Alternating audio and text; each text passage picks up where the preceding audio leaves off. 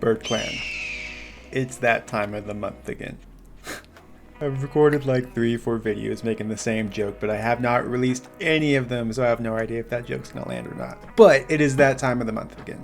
Welcome back. My name is Sean, and today we are back into Malazan with Book 6, The Bonehunters. This was a nightmare to try to review because Malazan keeps growing and growing in scope, where trying to keep it coherent, outlined, and organized like I normally like to do becomes an ever more daunting and growing task. I'll probably do Malazan videos differently moving forward, and I will mention how I'm going to move forward with that later in the video. But to truly illustrate my point, please enjoy. We need another Malazan video. Stat, soldier, report, characters, plotline, foreshadowing. Now! Sir, there's too many of them. All the characters from the last book have converged, and there is more plot every page. Get a hold of yourself. Other people have reviewed this. Okay, let's start small. What is Karsa doing? He's a fist-fighting dinosaur, sir.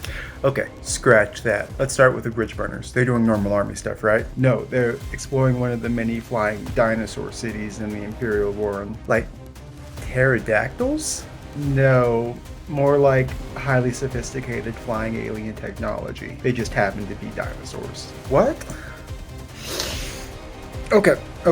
Iskaral Pusk, classic comic relief. What is he up to? Yeah, no, he's still funny, but he also defeated an ancient killing machine that was deemed too dangerous to exist. The man who yells at his donkey. Yeah, the one with the donkey. So there's something else. What's the moon? What about the moon? I don't know what's happening to the moon. What's happening to the moon? What about the moon? What about the moon? But the scope of these are getting absolutely crazy. There are so many different characters, there are so many different plot lines going forth, things that are paying off from the first book, things that are being set up for the next books, and going through a first reread, trying to keep this all together and just make sense and be somewhat coherent that can be referenced, or even for myself to look back on when I decide to do a big video for this series. It's a lot, but we'll dive into all of that. Just realize that with the sheer magnitude of this book and what has been laid down previously, I'm not gonna be able to hit everything. So I will talk about the things that really stuck out to me. If I missed something, or you want to say, hey Sean, you missed my favorite part of the book, then please comment down below, let me know so I can go back and kind of check it out, or just pay more attention to it on a reread. But to give you guys a bit of an idea of what this video is gonna look like. But for this video, I'm just going to give you my unfiltered general thoughts, kind of my general impression of how I reacted to this book. I want to dive into some key plot moments and just kind of talk about them before switching into diving into the characters in general. It's going to be a lot, but this is going to be a chonker of a video, so I'll put timestamps, feel free to skip around, but only if you hit that subscribe button. And enjoy diving into my general impressions of this book. I really enjoyed it quite a bit. This is the first book since, I would say, House of Chains, where I pretty much was along for the ride the entire time. Yes, there are a lot of things being set up, a lot of things that I missed, but the characters that were introduced were done in such a way that I had context of who they were and kind of what they were about. They would say like, oh, I'm related to this person, and I was like, hey, I know that person. Or I had read through them in previous books and were in an environment that was actually pretty familiar to me. So for me, one of my biggest complaints about Malazan is that lack of context. I'm a reader who likes to kind of understand what's happening, and even in the context of mystery boxes, I like to know kind of what's happening, but then have maybe like a mystery set up where with the context of the world around me, I can figure out, or at least hypothesize, what the mystery box is going to be. For Malazan, so many things get thrown at you, so many different names, continents, magic systems, none of it's really explained except through just showing you, never telling you anything, that it becomes kind of a dense thing to get through. Mother of God. One thing with this series, though, is because so many plot threads are being introduced and closed off, that it is pretty hard to kind of keep track of everything that's happening. That is, I think, a feature for a lot of readers, because that means that you can reread this multiple times and always glean things new from it, but at the cost of having something being extremely rereadable and just something that you can really delve into. It always feels like you're missing something when things are happening. In this book particular, they kept referencing how the moon looks weird, but they never really address it till kind of the very end, and that will make a lot of sense later down the line, but the whole time I'm just like, did I miss something? Like, did I not read this in Memories of Ice? Oh no, what am I missing? Is this going to be a critical plot point? But a lot of times, Steven Erikson will just kind of make sure that you don't forget certain things that are happening. So you'll have things that aren't necessarily going to resolve in this book, but they're just making sure that you're going to sort of have that seed in your mind. So when they finally do come to fruition, then it's going to be pretty rewarding. And this book, there was a lot of that. Like the lead up to Leoman and the Battle of Yagatzen, or however you pronounce it, there was just constant references to like a trail of fire, little hints of like olive oil, just things were being foreshadowed in such a sneaky little way that when it finally does happen and someone points it out, it's just mind-blowing the amount of detail that went into there. I will burn this city before I spend another minute living among these animals. Big fan of this book. A lot of cool things were set up that I'm going to specifically dive in the character sections, and I'll touch on things briefly in the plot sections, but I really enjoyed this. I'm very excited to see the future convergence of what happens with this series. This book's structure is a little different than what you would expect, but I still think you got a lot of epic action, a lot of cool world building, and a lot of cool things that were set up that I'm just ready to see crash all together in later books. But getting into the plot lines, I tried to organize this in a way that made sense and was semi-chronological, but I will be interspersing certain parts that I think were pretty interesting,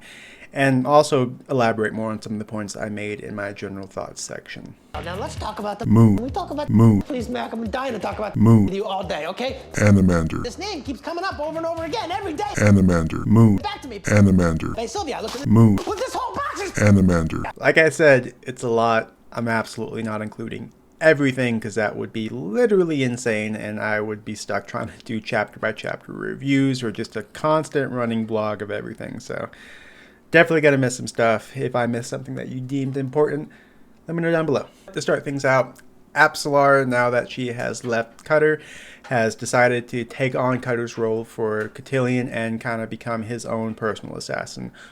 Really enjoyed this arc. It was cool just kind of see Apsalar constantly be compared to Cotillion as a shadow dancer, and in this book we got to see a lot more Cotillion. Big fan. But she was going off to kill these priests, but someone kept beating her to the punch, and she was kind of going through a mystery of like what's happening with this, but also showcasing just how dangerous she truly has become, and exploring sort of that sadness that she got from leaving Cutter, and sort of that brokenness of just, hey, I'm not good enough for you. I need to do other stuff to try to save you from this. How could you love someone like me? And just, I really enjoyed her arc in there. I'm going to have her as a specific character section along with her little dinosaur buddies that we will dive into more about her character.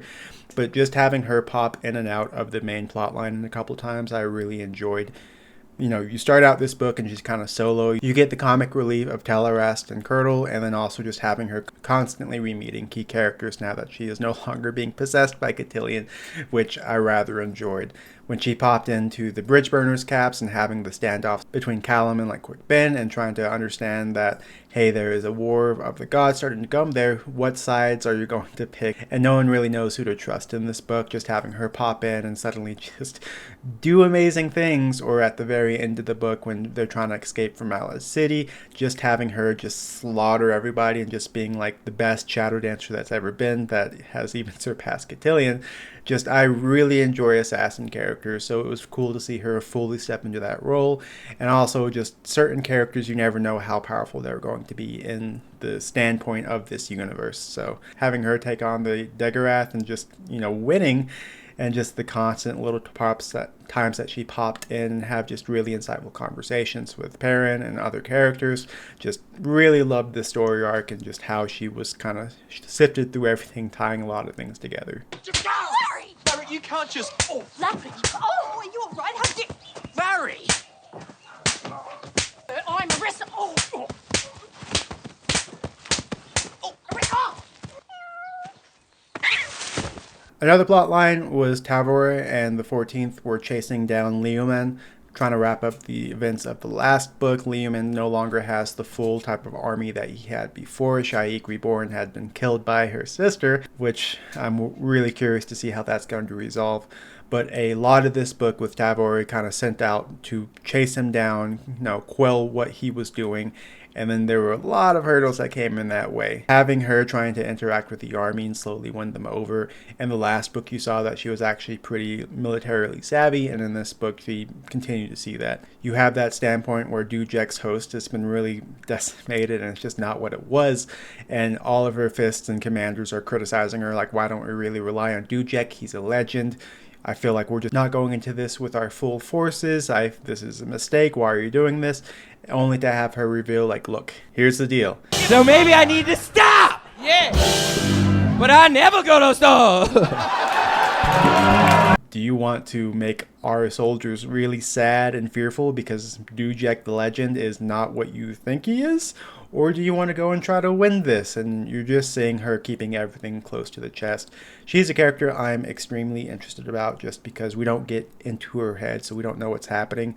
Her and Lacine, both of them, you kind of question their choices, but unlike Lacine, who I think is kind of a piece of shit, I've really grown to enjoy Tavore's character, and I'm really excited to see what's going to happen when she does have that reunion with Paran. But just seeing the military strategy, the thing that I think really stood out to me with her arc and the arc of the 14th is that you can have brilliant cold steel commanders that can be put in just impossible situations. This is something I saw Steven Erikson mention in a Q&A that I was sort of thinking before I even saw him put there, but the way he described it perfectly fit the thoughts that I was having. But you think back to history when you had commanders like Julius Caesar, who was just brilliant, was a constant source of just inspiration, viewed as one of the best military commanders of all time. He got stabbed 42 times in the chest, or however many times he actually got stabbed. But seeing people put into unwinnable situations, no matter how brilliant they are, I think that this arc really kind of showcased it. Yeah, I got the battlefield I got was an absolute shithole that she probably did the best anyone could do, but it doesn't look great when the army half burns alive. And just watching how she's dealing with other things and moving on through the story, this whole 14th arc was probably one of my favorites, I'd say. I really enjoy seeing her interact with the military. I've mentioned before on the channel that I was actually in the army, so whenever I see these military scenes, I think Erikson does a lot of them justice, from the superstition to having kind of petty commanders that should not be in power, but hey, they're in there and you gotta suck it up.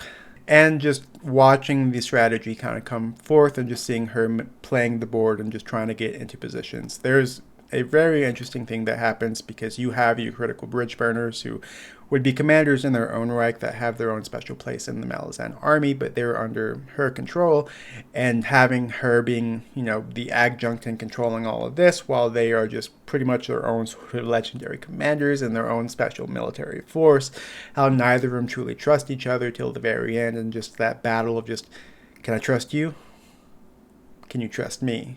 So all very entertaining and really cool to see through. Speaking of the Paran siblings, Ganoes Paran. I've stated before he was one of my favorite characters before I started getting into the later books, but I think he is one of the more interesting characters because he fully explores what it is to actually ascend, but then also just how wild the magic system is. With him having a Hound of Shadow or being part of that, becoming Deck of the Dragons and ascending, his arc was something that I really enjoyed. And watching in this, I think his acceptance of his role as the Deckmaster. In the previous books, this was something he very much struggled with, and he was rebelling, and it was something that was literally killing him.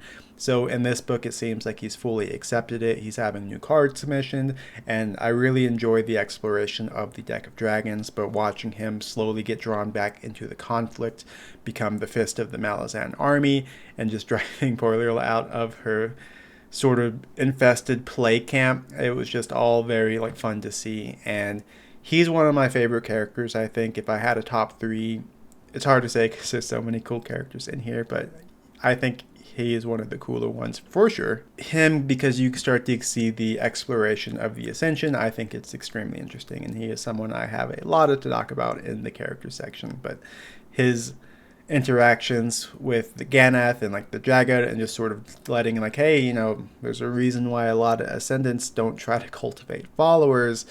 Once that starts happening, things get kind of weird. Don't be an agent of change, because there are humanoid doll things with multiple joints that are killing machines that hate that. So, foreshadowing. Getting to see icarum and Mappo too coming back into here, they had a really interesting arc. It's cool. It feels like icarum has been progressing as we've gone forward. And seeing how the Nameless Ones are trying to bring everything in and work to some unknown goal through the use of him, I thought was very interesting. In the beginning of this book, you start to see him and Mappo. It seems like icarum's having his memory coming back. He's starting to become more of a whole person, a little less demented. And when they actually get to the change from how Sky keeps, it was really interesting exploration of the world. We haven't really gotten a lot of context to why there are laser dinosaurs with swords for hands, but in this book especially, you're just seeing a large influx of them that's not really explained. So definitely some heavy foreshadowing going on there. But watching him explore what I guess is alien technology, because having them just be intelligent, psychic laser dinosaurs with swords for hands wasn't enough. They had to actually be from somewhere else. What is it, man? It's as big as a house. Get out of here! Ah!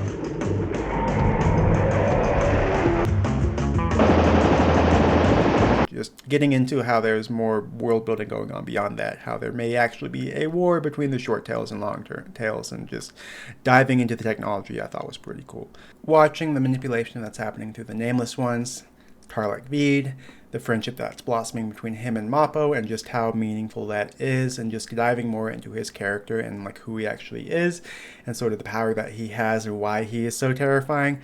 Extremely cool. I've always liked him as a character. I am even more curious now, because it seems like in order to get him to his full power, certain things needs to happen. But him and Karsa are both characters that have been steadily growing in power and competence. So when you actually get to that eventual culmination, that's probably going to happen with Roulette. I'm really curious just what's going to happen with all that, and just how he fits into the whole grand scheme of everything. It seems like he has the potential to end everything. So I am very intrigued. But speaking of overpowered characters, the Karsa Samar arc I think was probably my favorite of this book, just because of the reflection that they had of each other. Karsa saves this girl named Samar that had made some sort of like moving wagon invention and had broken her foot trying to kick it in frustration, and she is a witch / inventor that is definitely an academic, and just watching her contraposed against like Karsa, who I think Erikson really fights against the noble savage type of stereotype. Karsa definitely is not a naive, dumb character, so he is constantly getting underestimated, but you still just get these hilarious moments between those two that Karsa's pride and sort of barbarianism and savagery just counterposed against her like civilizing like pragmatism. It leads to some hysterical moments, but having them two together and talking to each other just really does some cool things with the philosophy of the book. And because Erikson was an anthropologist before he became a writer, I think he has some extremely interesting things to say about, civilization's influence and versus sort of the tribal barbarism, or just like that type of lifestyle. And just having those two counterposed against each other, I think one showcases Karsa's kind of motives and intellect, and just one of the cooler characters, I think, despite all the things that he has done in this book. But then just also to have that like balanced out with Samar, who is also very a cool, collected character that has her own type of definitely hype and just cool things about her. That was a really fun journey. And through these books, when we'd go through these massive battles and just absolutely crazy exposition bombs dropped on you, I was always excited when those two came up and just how they would move through the world, because hijinks generally ensued, and there was a lot of cool exploration of the world building through them. Bringing it back to the Nameless Ones, the scope of Malazan is just so insane. You don't know who the good guys are, you don't know who the bad guys are. I feel like you can probably take a stance against the crippled god and kind of his cults in some of these like apocalyptic rebellions, just for some of the horrific things they do versus like some of the horrific things Malazans do. At least there seems to be lines with the Malazan army. But getting into how the Nameless Ones summoned Dejim Nebral, I think he was a rather interesting character. One, he exposed a few really crazy things, like iskaral pusk actually is not useless and crazy. Well, He's still crazy, but there's a reason why he is the High Priest of Shadow. But just the idea that these creatures were summoned before, a way to try to create like the ultimate ruler, or just a way to sort of keep civilized society, but having his little cutscenes going through there, or he is philosophizing about just sort of how he's going to correct certain justices, but then just he would be a tyrant in his benevolence. He was just a really interesting character, and I always like when we explore kind of some of the different types of characters, like for him, set in multiple different bodies, and just how that works, and how that works with the different type of ascendants. Just, he was kind of cool, and, you know, he was really hyped up in the beginning as this really crazy thing, but after he sort of took out Mappo, he was kind of getting beat up by Iskaral. You know, you had the Daggerath coming and just completely taking over. It was just kind of a cool character because I hyped him up in my brain to see him just do all these badass things, and only to have him just kind of kicked around by much bigger forces happening. But having the whole Nameless One faction and introducing them through him, and just sort of the pull and stuff they're trying to do, especially with inserting like Veed into Icarum to replace Mappo. Just a lot of interesting questions that gotten raised, and Cotillion and Shadowthrone seem to think they're all idiots and just they're actively trying to stop whatever they're doing. So I will be very curious to see what the motives eventually translate to, and what their actually end goal is, and where they're going to fit on the War of the Gods. Now, getting away from the plot points for a second, I think this book you start to explore a lot more of the Warren and the Deck of Dragons, and how there are differing magic systems. With Paran, when she was talking to Ganath, you know, she didn't know what a Deck of Dragons was, or even like really what Warrens were, but she knew about what it holds. And we still haven't fully explored exactly what a Warren is, and I refuse to look up on the wiki just to answer my questions for this, because I want to just know organically. But it was cool diving into how this stuff works. It seems like elder gods create warrens that are somehow linked to dragons, and you're seeing that dragons are actually at the center of a lot of things. Begs the question why so many keep getting impaled on auroral spikes, and just getting killed, and why certain warrens are disappearing.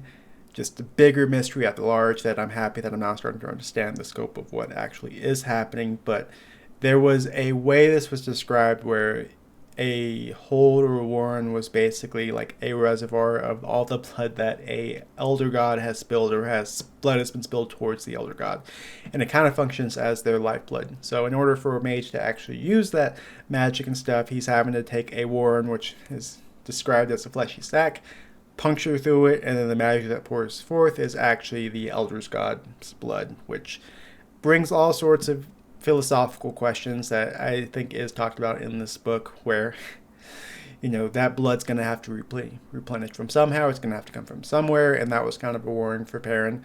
Just, if you start getting worshipped in a certain way, blood will be spilled in order for that, and then that's going to put you into a bit of a bind, or at least some sort of cosmic rule set that you may or may not want to happen. But we finally get to see what a Deck of Dragons like game actually looks like.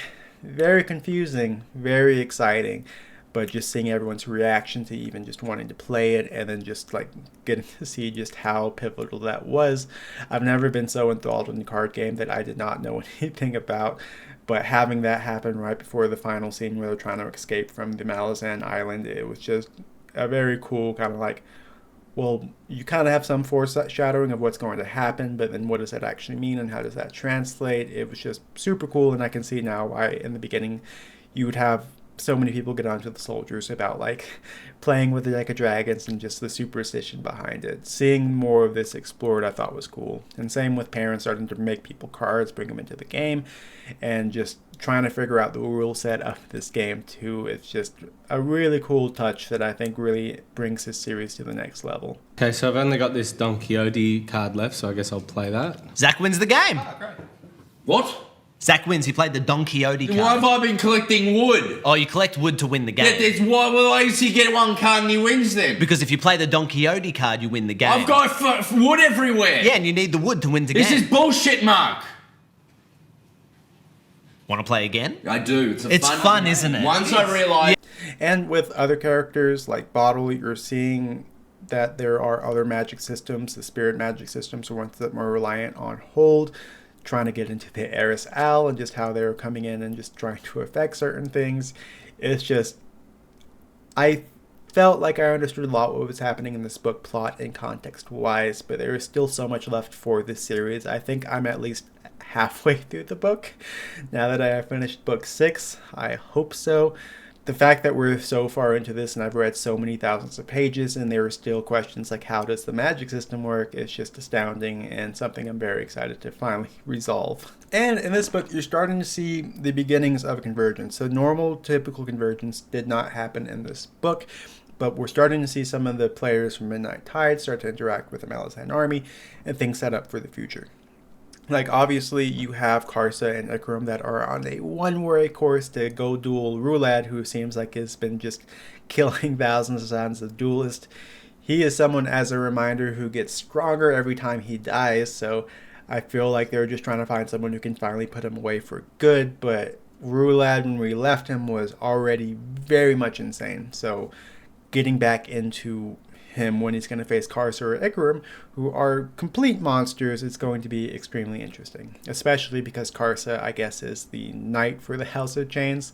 So how is that going to play in? Because Rulad is definitely the Cripple God's little monstrous creation. But having the Malazan start to face off against the Tist Etter and start to set up those tensions between them, and just how, like, one didn't really get the advantage of the other in that sea battle, you know that that conflict is directly ahead, and it seems like Catelyn and Shadowthrone are directly trying to position themselves opposite of the crippled god. So what's going to happen when it all clashes? I'm just going to assume it's going to be really epic, and we're going to have a book that's going to be nothing but just sheer terror and battles. But I really enjoyed just seeing all these pieces finally getting set up on the board, and now that we know the players, they're starting to inch closer and closer and closer into what's going to be a world war for the entire universe. And you're seeing more of the War of the Gods being set up. That's something that is talked about a lot between like apsalar and paran, kalam and quickben. There has been lines being drawn, sides being chosen, and we don't know what the stakes of this war yet, but we know that there is something happening where people hate, where the elder gods are either going to be killed, maybe they're trying to completely free themselves of the gods.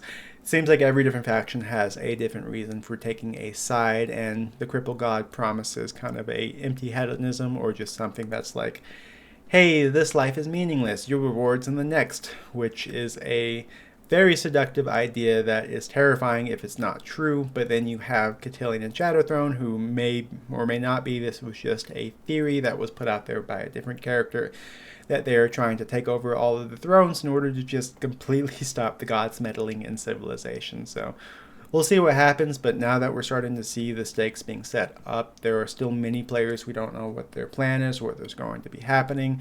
You had Spied in the series. We didn't really see anything about Animander Rake, but we see stuff with his children and all these different ascendants that may or may not be unaligned or aligned, and just how they're all going to converge together is something that I think is going to be truly epic. And the last thing for plot points, having the breakaway between Tavore and Empress Lysine, I think was very interesting.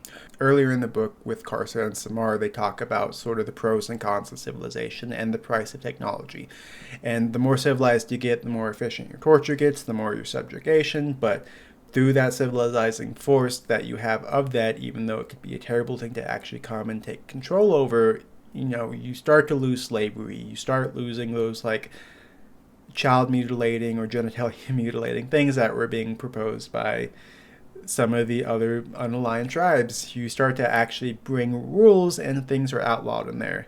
And we've seen the Malazan army kind of be, while not perfect, a better choice a lot of times than what has been happening before that. But then to go show up to Lysine to show that she is like Malik Rel and all these just terrible people in charge of some of her key things, and they're trying to just make the Wiccans an enemy so they can go invade their lands and steal their grain. It's like, okay, yes, you are a civilizing force, and I think that is a net positive for once you start to do that, eliminating things like slavery and mutilation and things of that nature, and actually having trials and rules. And but the level of corruption that comes with that, and just the whole, let's like do a false flag operation to kill the people who desperately helped us in Deadhouse Gates.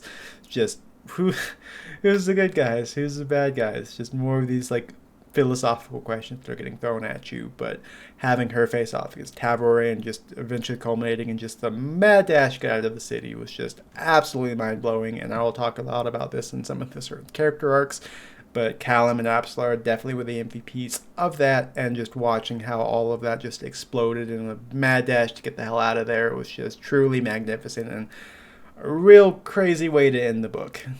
Now, with that massive chunk out of the way, I wanted to get into some of the specific characters, dive more into specific arcs and things that I found interesting about them. To start out with, iskaral Pusk. I did not think I would like him as much as I did. He was silly in a lot of the other books, and I found him very much entertaining, but I think in this book he kind of steals the show.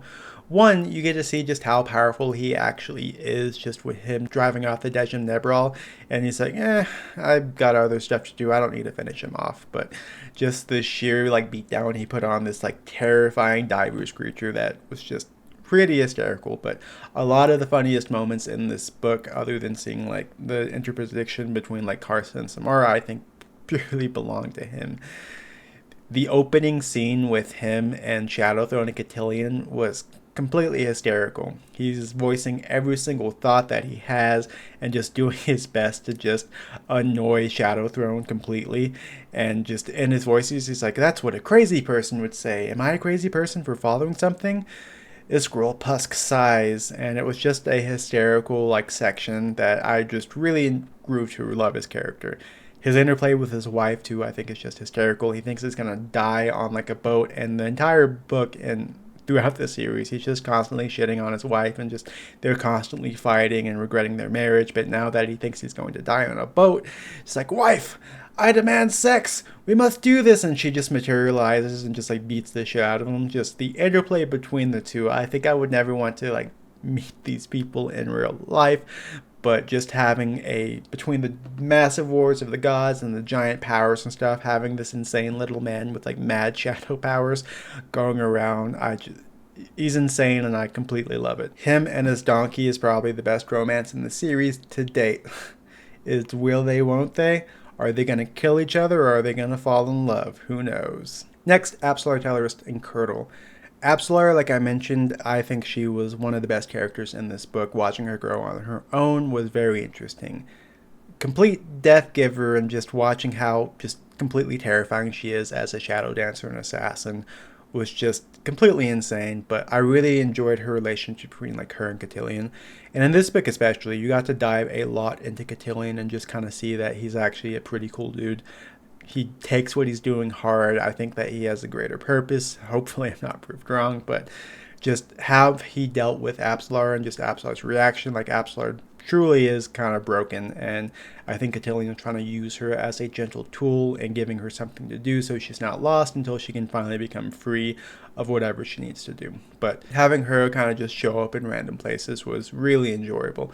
The tension they had, because they thought that she had killed Quickben, and how Kalam and them were going to face off against each other. It'd be really interesting to see how that battle would play out, but seeing just how she just killed over 300 claw by herself, in the final scene where Kalam only killed 100, I think that she is probably the most potent assassin that we have seen in this book. So I don't know what's going to happen when she actually finishes what she's doing for Cotillion. I don't think such a powerful piece can just be left off the board, but I really enjoyed her.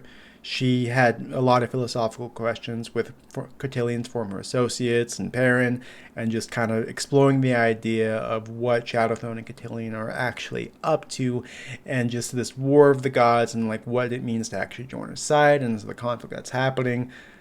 Really interesting. And I think her plot lines were even better because she found those two IMAS spirits, that Curdle and Telorast, that were just constant comic relief, trying to hey, can we eat this person? Maybe we should betray her. No, we can't betray her. And having them eventually possess tiny little dinosaurs, I feel like that is also some sort of foreshadowing. Reading MALAZAN, it's making me paranoid. It's what does this mean? Are they going to become big dinosaurs? What's going to happen? But just all in all, I think she, along with paran, were some of my favorite characters, and just I'm very, very, very curious about what's going to happen next with her. Speaking of paran, I still find him to be one of the most interesting characters. His interplay with Ganath, where she was saying hey, I don't know what the Deck of the Dragons Master is, but that sounds like Master of the Tiles for the holds. Be warned, there are some things that you might want to avoid, or just traps are going to be there. You don't want those robotic humanoid doll things with multiple joints coming to kill you, because they hate agents of change. I think with him finally accepting his role, you start to see more of his character. Having getting like captured by the Malazan army and thinking he's a deserter just to punch a captain in the face, I thought was truly magnificent. As a former soldier, I have seen many terrible leaders that I would have loved nothing more to do just that. But that's how you wind up in Fort Leavenworth, which, not a great place to be. So having him just walk in, take over the camp, and just decide that he's going to almost single-handedly go in and just like stop the plague single-handedly. It's interesting because I don't know if all the gods know that there has been a master of deck appointed. I don't know how that works, but it seems like Poilol and like her priest just did not know who he was. And to have him just immediately exert power and make them do what he wants to do, I thought was very interesting. Yeah, he has like that Daggerath that's still kind of part of him, or that blood running through his vein, which makes him powerful in one way, but I really don't understand the mechanics that what it means to be the deck master, especially in relation to people who are gods that have their own throne of their own war, and it's really interesting. But having him finally do that and get elected High Fist of the army, so now that not only does he have the powers of the deck, the Daggerath, and all the things that come along with that, but also that he has now an army at his back. I'm really curious to see what he's going to do with it, especially now that his sister is on the loose and doing her own things.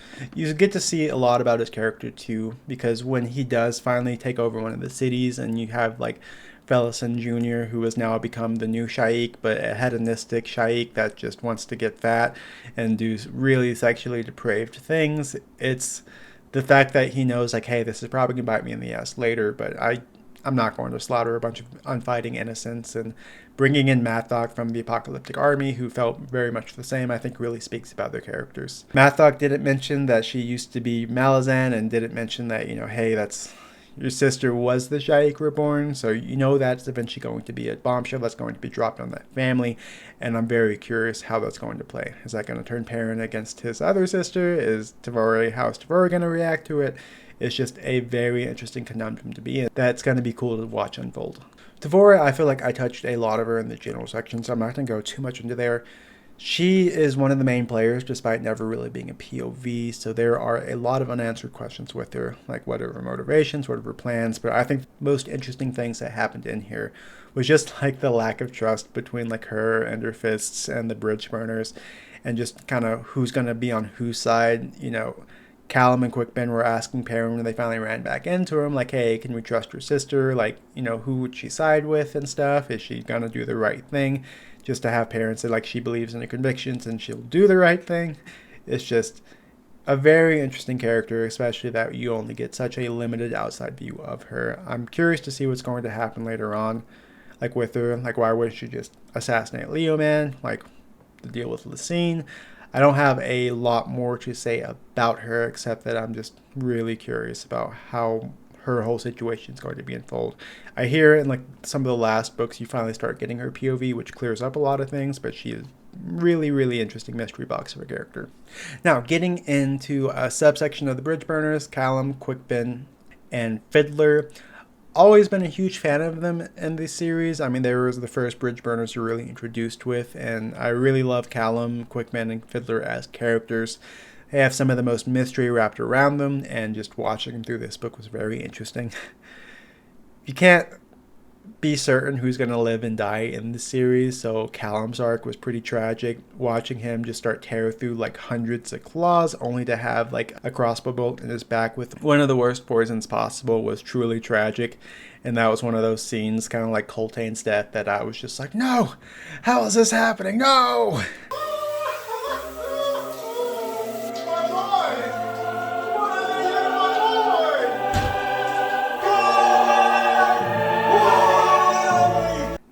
But having him then dragged off to the Azef house, I mean, I feel like this isn't going to be the last that we see of him. And same with the Bridgeburners in general. We know that they have that weird song that's kind of holding him off. Parents met other Bridgeburners like in depth before in his section. So It's going to be interesting to see what happens with him. Quickben, he is one of the most mysterious characters out there, along with Tavore, but you're just constantly getting just little hints and little sections where you find out just how old he is. He was having like banter with like Teshrin, where you find out like, oh, I've already had your position. That was like 200 years ago. Maybe you should calm down a little bit. The fact that he has like just some really weird antagonistic thing going on with Shadow Throne, where they're just constantly trying to like fuck each other over and kill each other. Just, he is a huge mystery, and just some of the deals that had to be made, and just how he was interacting with the world and the secrets, and just what he actually knows and how powerful he actually is. Just really interesting to see. So he's someone I think is going to be key to the rest of the series. I want to get attached to him. I think he's a really cool character, but I have a feeling that he is also going to be snatched away at some point and then maybe return. Who knows? Fiddlerr. I feel like Fiddlerr is probably one of the most human of all of the bridgeburners. You know, he is a veteran. He has gone through many wars. He's one of the OGs, but he's the one that you see the most that struggles with the doubt. What are we doing here? Should I even be a part of this? Should I just desert? And I think that humanizes him in a really real way. Throughout these books, you've just seen him thrown into trash fire after trash fire of just completely crazy situations. The Battle of Yagaten, just all these crazy, terrible things just keep happening to him. And you see the weight of that happens just over and over and over again. Watching him finally get to like see Braventooth again, I thought was pretty funny, just because he thought he was going to be able to sneak up and play a prank on his old drill sergeant just to get punched in the face. Beautiful moment, but Fiddlerr, I think he is one of the more relatable characters of the Bridgeburners, and we'll see what happens with him. Them two going on to start to explore the sky keeps of the K'che and K'chmal. You know something crazy is going to happen with them, and through their series too, they keep bringing up, has the moon always looked like that? Like what's happening with the moon, and kind of spiking my paranoia. But between that and the sky keeps and why they can't use the Imperial War, there's a lot of weird things that are happening that I feel like they are key to. And I don't think this is the last we've seen of Kalam or really any of the Bridgeburners, so we'll see how this all explodes out in like some weird convergence. Getting into some of the other Bridgeburners, and I will be missing some, and I know some are very important characters that you don't really get fully introduced until later on in the series, so missing key parts because so many things were happening that you choose kind of what you can focus on. But Hellion, I have dated a couple of Hellions, and every time they have just ruined my life.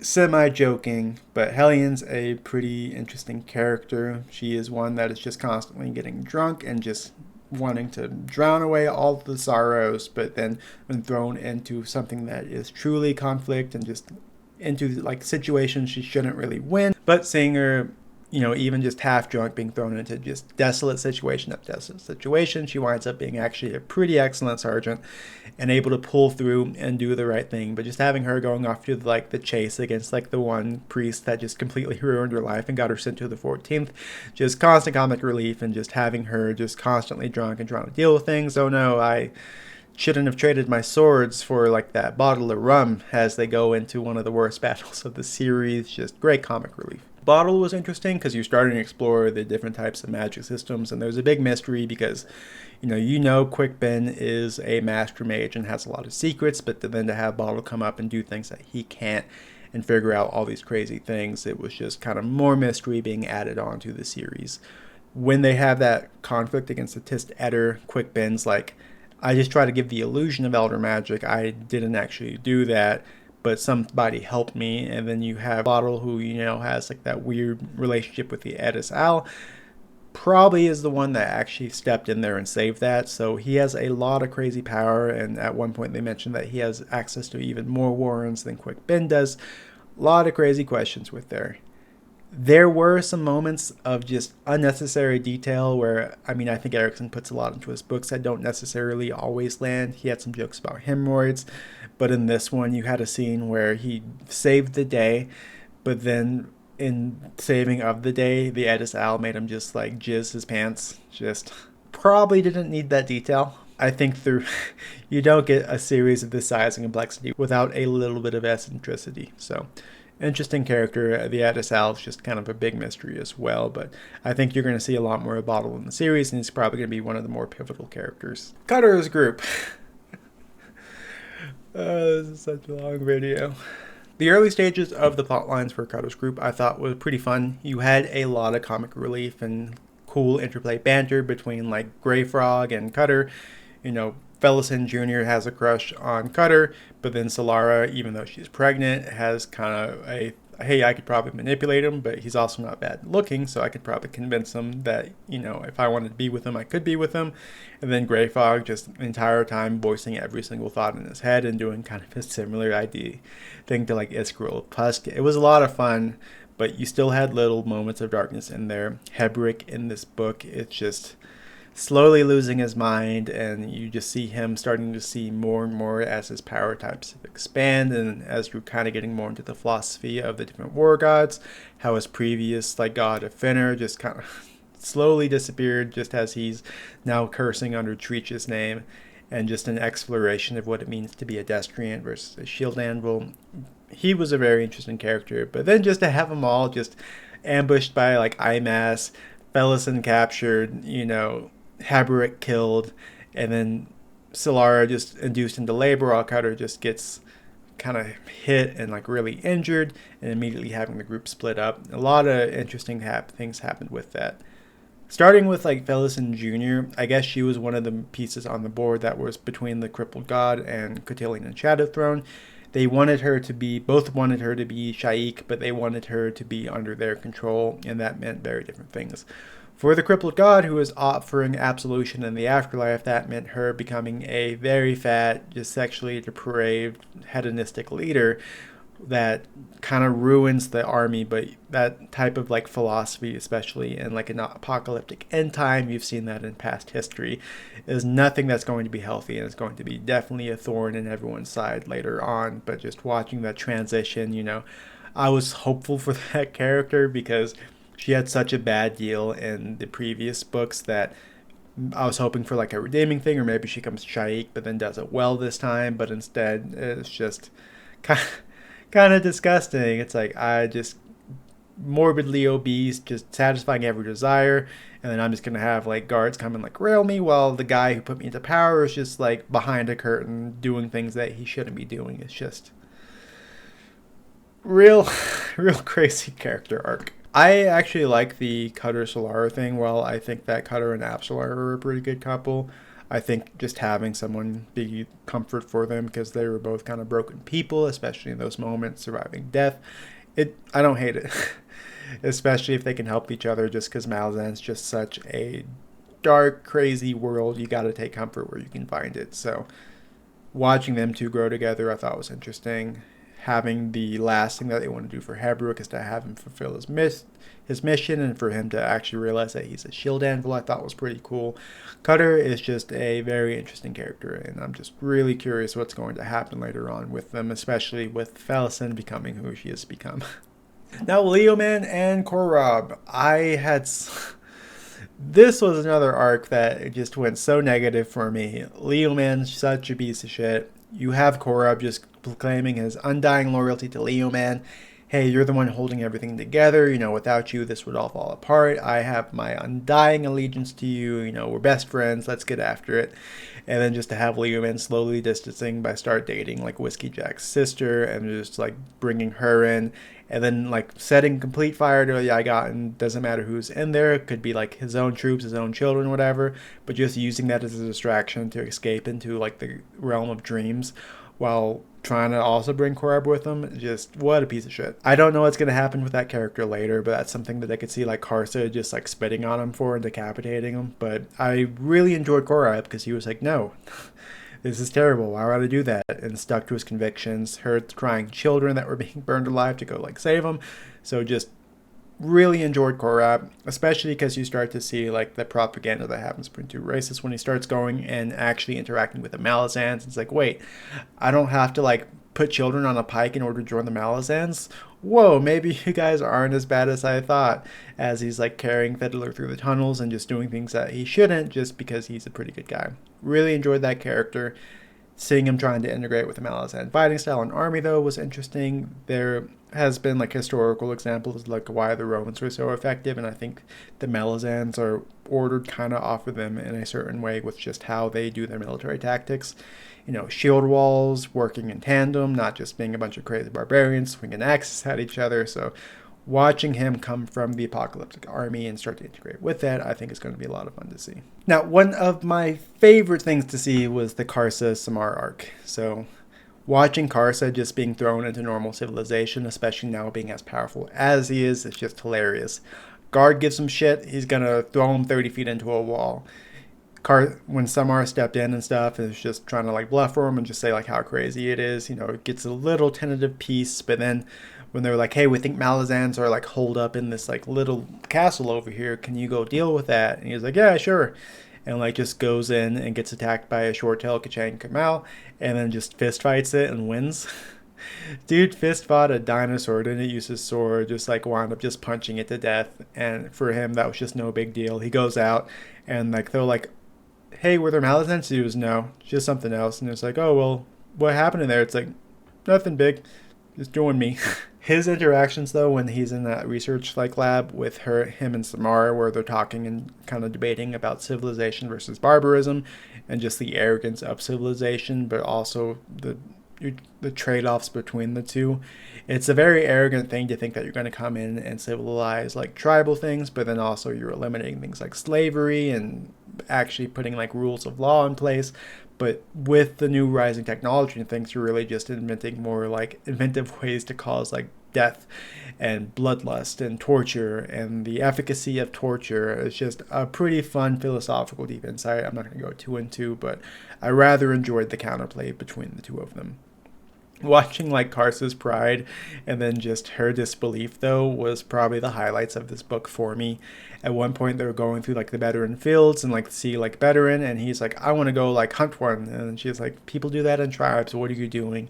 And he just kind of like smirks and does like the witness this and just like bareheadedly goes and just does something that no mortal should be able to do. And then to then juxtapose that where it's like they get to the point where in order to continue on, they have to go through densely forest, and he's trying to ride his jag horse. And she's like, hey, we have to go through rabbit trails. You should probably get off your horse. And he's like, I ride with pride. I will never get off. And then you just see him like struggling with this pride and realizing that Samar's right, trying to like go through like a massive horse while he's like an 8-foot tall dude trying to get through like rabbit trails. It was just a lot of fun between the two of them. Still, Karsa is a terrifying being, just how many like Tist Eder he just slayed and just how he wanted to kill even more. But then Samar's like, no, you gotta let him know. There's more of you guys, and if they keep messing, like, you know, someone has to live to tell the tale of you, right? But him being set up now to go to the same place as Icarum and Rulad, that is probably the thing that I am most excited about in my future read of Malazan. I've never been so hyped up for when are these three people going to meet in my life. He fought Icarum before to like a standstill and probably was going to win, but now that you know that Icarum gains power through certain things and now he's starting to come back into himself, like what would that look like now? Especially because Karsa has also grown stronger. So really love the interplay between the two, and I'm really excited to see what's going to happen. Now, I touched a lot about the Icarum Mappo Tarlac Veed in the earlier, but there are still some points I wanted to touch upon. One, Tarlac Veed sucks. Watching them replace Mappo after doing the exploration of the Kachane Skykeeps, just really dick move, but then just watching how like Tarlac Veed has a script that he's trying to read to push Icarum into despair was just a really sad kind of thing to see, because you see Icarum doesn't want to be that person, but he's constantly getting shoved to like kind of primed as a nuclear bomb to just lay devastation, and trying to put into his head that he's doing like the hard thing for like the right reasons, and he's like an evil slayer that he just has to go and like man up and do his thing. And then Tarlac Veed's just a complete piece of shit while he's doing all of this. And with Mappo, that when they get separated, you start to find out that like, hey, Icarum, its condition can actually be healed, and that's the goal of Catelyn and Shadowthrone. So they're trying to back up and kind of save Icarum. It's just, he is one of the most tragic, interesting characters that you see out there.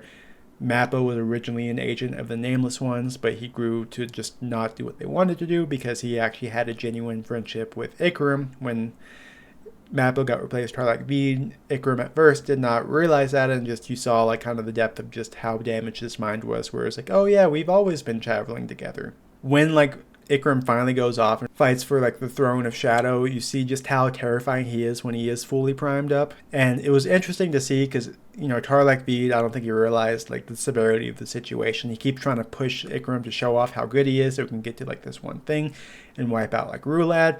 But then in doing so, he actually sees just the madness and chaos that Icarum actually does present, and then just loses all sense of himself and just becomes terrified and dejected.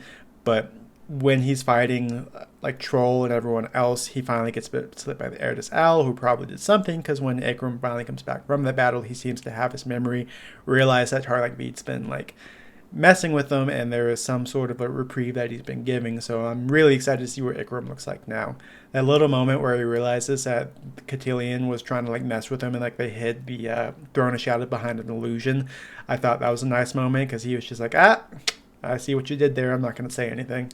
But as mystery boxes go, along with like Tavore, Icarum is one of the most tragic, interesting ones. And there's so many characters I just want to see run into him, and I really do hope in this series that he does get cured, because I do think he is like childlike wonder and just seems like a really like tragic but good person that's been forced to do very terrible things. So I hope there is some kind of redemption arc for him. And lastly, getting into the gods. This book, you saw a lot more of Cotillion than you have seen in the previous books, and I really enjoyed that. You see the weight of responsibility and command that really sits on Cotillion's thrones, and you get more into his POV and his head. I think out of all the gods we've been exposed to, he is absolutely my favorite. Really likable, those little moments where like he's helping out like Kalam and Quickben, they're going through a certain thing, and then like he surprises them with a feast. His like kindness that he shows to like apsalar, those little moments of just like affection he shows people, how much responsibility he feels for setting off like his little demon army of children against there and just seeing the losses. You can tell like he believes in what he's doing, but even though he believes in it, it's not an easy thing, and that weighs heavily on him. Shadow Throne, you just see him getting mad at Quickben, so you get less of his character other than he's stretched out in a few different moments where he does like help out Kalam at the end and a few other things, but with him you just never know what he's planning.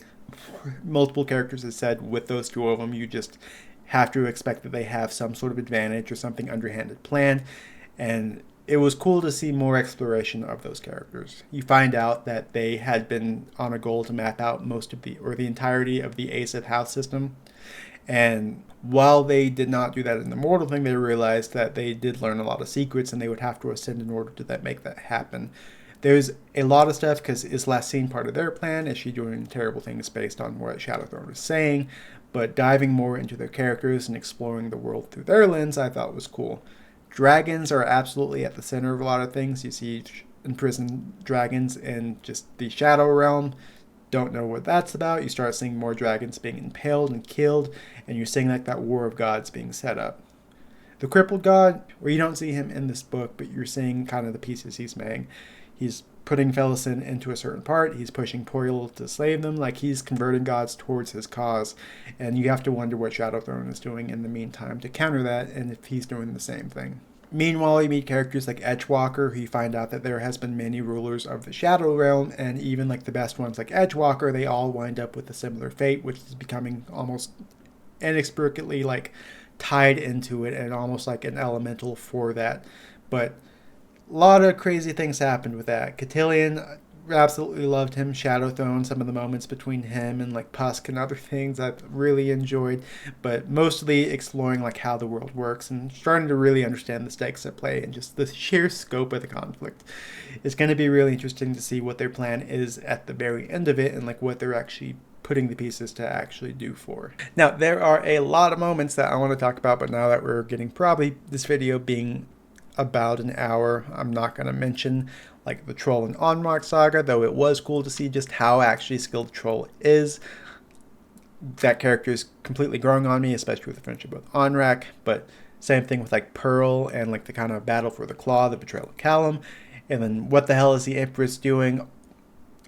Bunch of things that I know I have missed out that I'm happy to talk about in the comments, but this is going to be a nightmare to edit as is, so I'm going to leave it here. But all in all, if you're this far into the Malazan series, you're in it. I really enjoyed this book. I Didn't have the same complaints that I had with the previous books, though the scope of this is just so big that there's no way a casual reader is going to be able to really understand everything. And maybe that's a good thing, maybe that's a bad thing. This series, I think, was designed for you to reread it multiple times and really get into it. It's kind of like Lord of the Rings. There's a lot of depth to what's there, and you can always gain new insights the more times you read it, just because of the amount of care and effort that went into it. So for that, I think this is amazing, and just this is the most expansive, crazy like fantasy series I've ever picked up. First one that actually made me want to get into like just how English academia literature works. I need to watch more Philip Chase and just figure out how to fully appreciate this. Maybe on a second reread, but this is a series too where I eventually want to start interviewing authors and talk about their books, but there's no way in hell I ever want to talk to Erickson before I've at least like read all of his books and studied. I feel like talking to him would be like a test where I just need to have like notes, cheat sheets, really prepare for a few weeks, but mind blown with the complexity and just the amount of cool things that happen, and just how even 6 books into the series, like there hasn't been really a drag, it's just been all epicness.